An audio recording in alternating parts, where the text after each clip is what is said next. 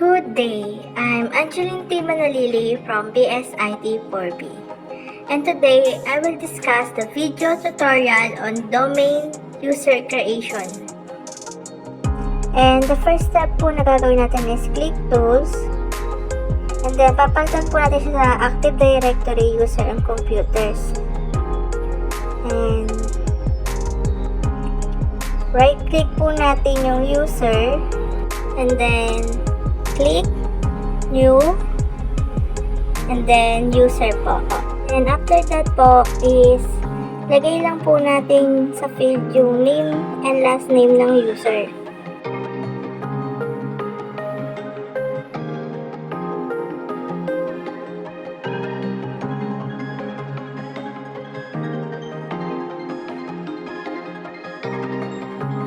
And then add po tayo sa user login name.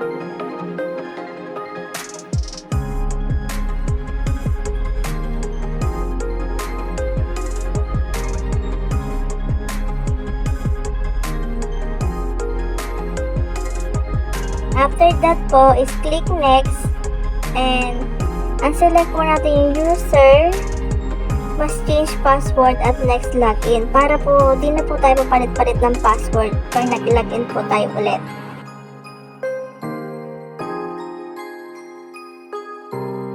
And then next po, finish.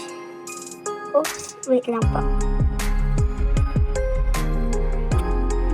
So, may mali po sa password natin. Wait lang. Aayusin ko po or papalitan.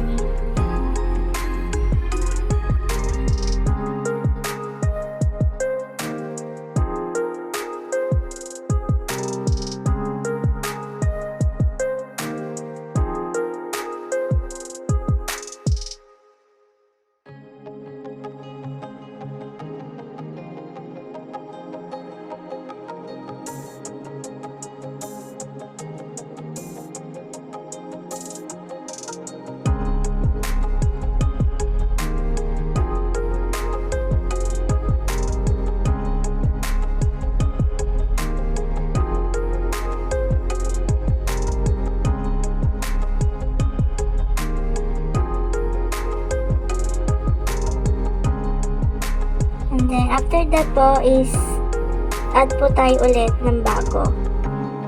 Same procedure lang po. Just click new and then user. And then, lagay lang po ulit yung name ng user which is, lalagay po natin is IT personnel.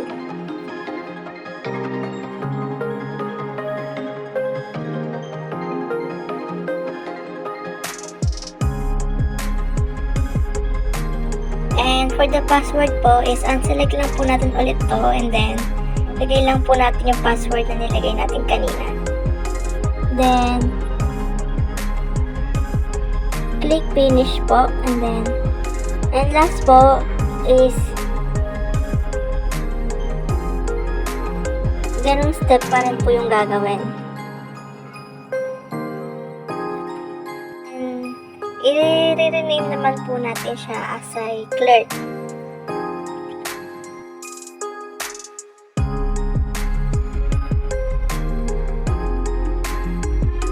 Same procedure pa rin po sa password. Unselect po and then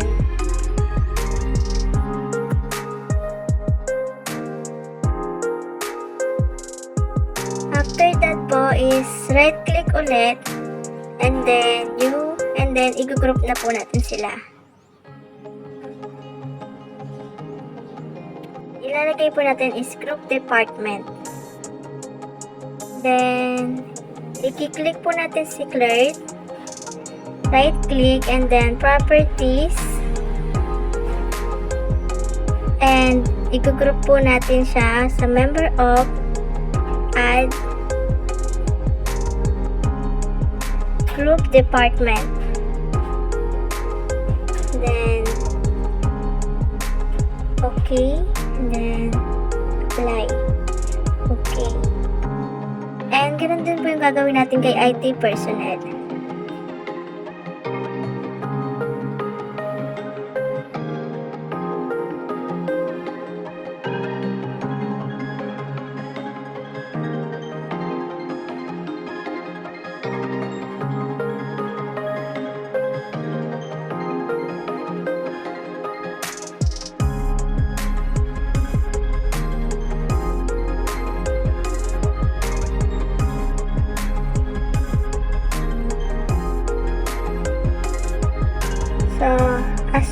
po sa group department is, ito po yung members niya. Si clerk and IT professional. So, okay. And then, user, right-click po ulit. And then, new. And then, share folder po. And, shared folder.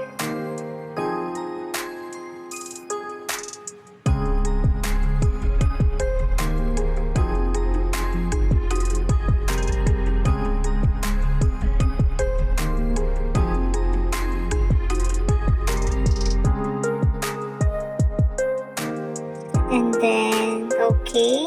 Click okay po. Then, that's all na po.